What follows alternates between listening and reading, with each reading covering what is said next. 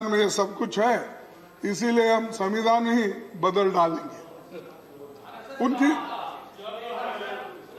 अरे ये भागवत ने कहा बैठो भाई, मैं बोलता हूँ तारीख के साथ, कब बोले कहाँ बोले ये बोलता। प्लीज मोहन भागवत जी प्लीज देखिए। Okay, reference to any organization, and derogatory to any other organization should not be it made. is not a derogatory. It is a fact, and it will be looked into. and please बोलने दीजिए। Sir, इसीलिए ये बड़ी मेहनत के बाद ये मिली है और इसका मजाक उड़ाते हैं। और आज आहिस्ता आहिस्ता क्या हो रहा है कि इनके रिजर्वेशन को कैसे खत्म करना, प्राइवेटाइज करो, रेलवे प्राइवेटाइज करो, एयरलाइंस प्राइवेटाइज करो। पूरा हो गया माननीय लोपी वैसे। पार्डन? आपका समय पूरा हो गया है। मेरा समय फिर बैठ जाता हूँ। नहीं, जो समय 1 घंटे का बिजनेस तय हुआ बिजनेस एडवाइजरी कमेटी ये में, इम्पोर्टेंट है, इसीलिए मैं ये बात रखना चाह रहा हूँ।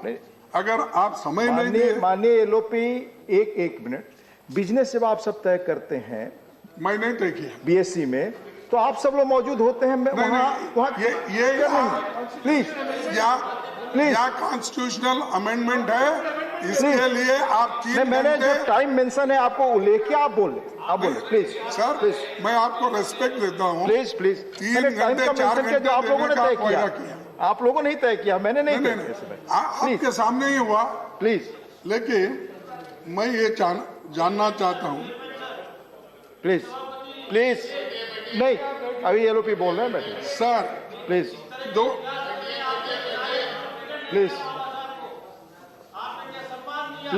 अरे मालूम है तुम क्या, प्लीज आप बैठे आपकी बात रिकॉर्ड पे नहीं जाएगी।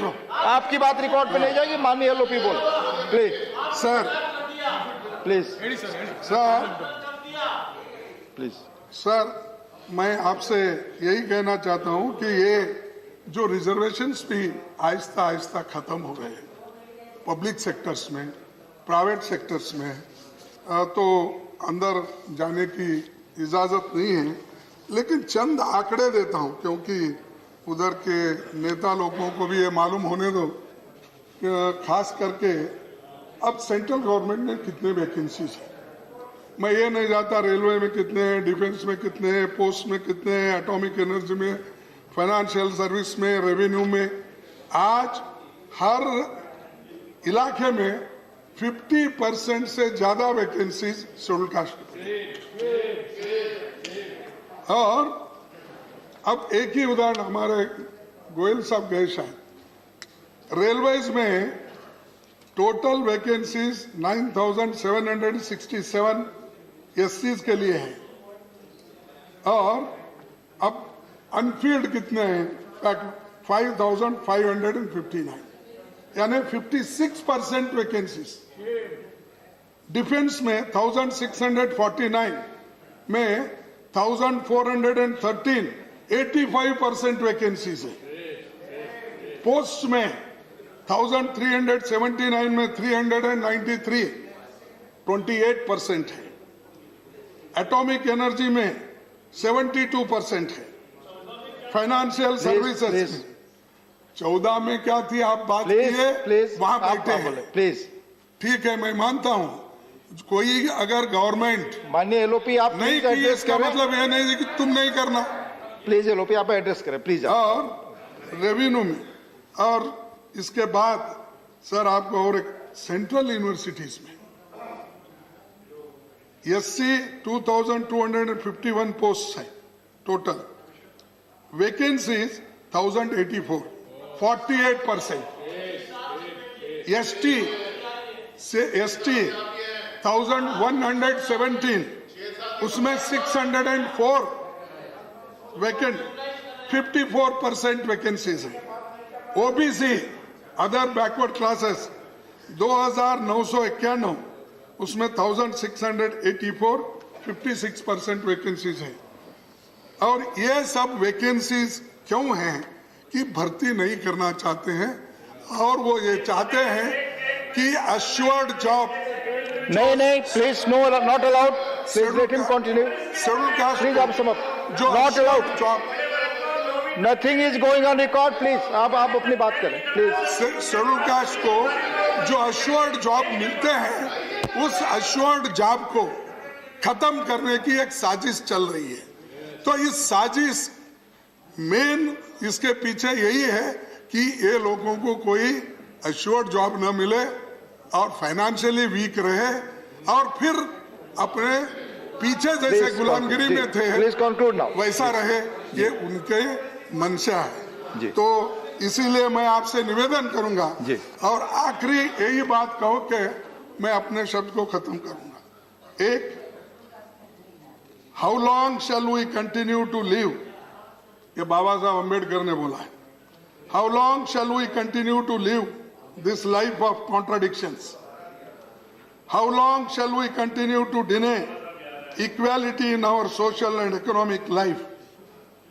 If we continue to deny it for long, we will do so only by putting our political democracy in peril.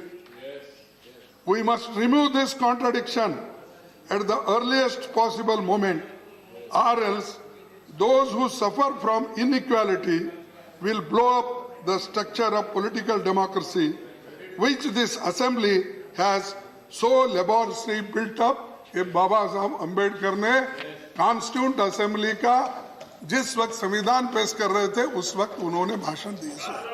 Thank you, अरे थैंक यू, प्लीज। वो कैसा हरवाया, मेरे से आर्गुमेंट करो, मैं बोलता हूँ। थैंक यू, प्लीज आप कंक्लूड करें, मानिए आप कंक्लूड करें, प्लीज। कोई अध्यक्ष महोदय, मैं आपके नोटिस को लाना चाहता हूँ, कभी कभी ऐसी बात करते हैं जो लोग उस मोमेंट में भी नहीं थे।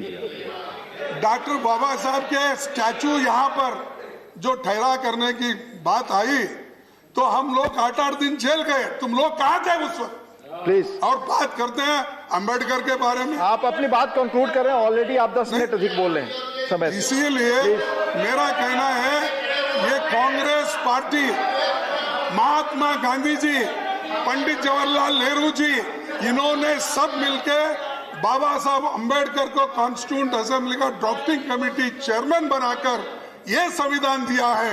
इसको नष्ट करने वाले आप लोग हैं, इसको तंग करने वाले आप लोग हैं, डेमोक्रेसी को बर्बाद करने वाले आप लोग हैं और आज डेमोक्रेसी के जगह ऑटोक्रेसी ला रहे हैं। इसीलिए मैं ये चाहूंगा, इसके साथ ही ये सब वैकेंसीज फिलअप करने की आप कोशिश कीजिए।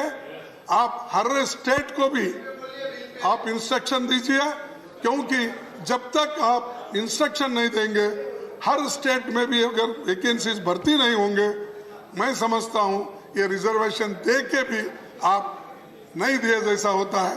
एक हाथ से दे रहे हो, दूसरे हाथ से ले रहे हो, ऐसा नहीं होना। इसीलिए मैं उनसे अपील करता हूं, प्रश्न का जवाब उत्तर सब देते रहेंगे, लेकिन एक पहले काम करते रहो, ये काम करके हमको दिखाओ, यही कहते हुए मेरे शब्दों को समाप्त। Thank you. माननीय भूपेंद्र यादव जी।